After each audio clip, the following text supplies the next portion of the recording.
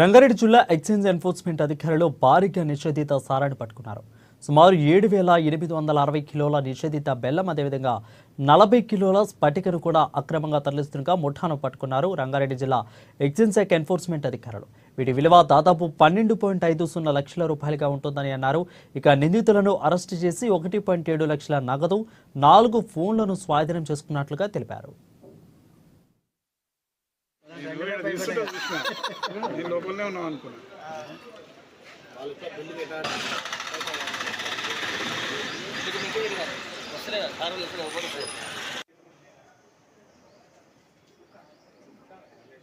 ఎప్పుడైనా ఎక్స్ప్రెషన్ వినాలి చెప్పి బాబు రా బాబా రా.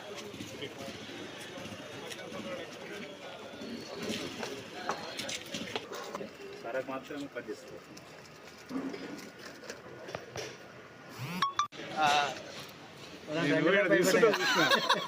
లోపలనే ఉన్నాం అనుకున్నా.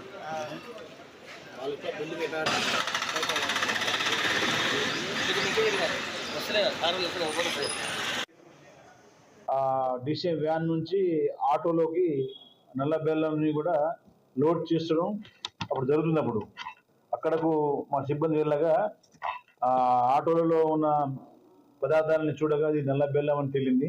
ఒక ఆటోలో వచ్చేసి 40 బ్యాగులు ఉన్నాయి, ఇంకో ఆటోలో వచ్చేసి 38 బ్యాగులు, ప్లస్ 2 ఆటోలలో 10 కిలోలు పట్టిక కూడా అందులో లోడ్ చేయడం జరిగింది.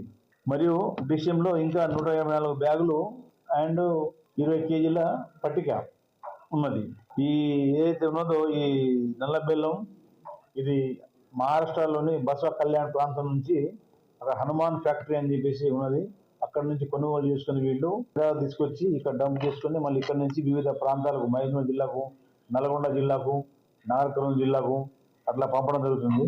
ఈ గతంలో కూడా ఈ మూట ఒకసారి దొరకడం జరిగింది కల్వకుర్తి స్టేషన్ లిమిట్స్ లో. ఈ డిసిఎం మీద ఆల్రెడీ కేసు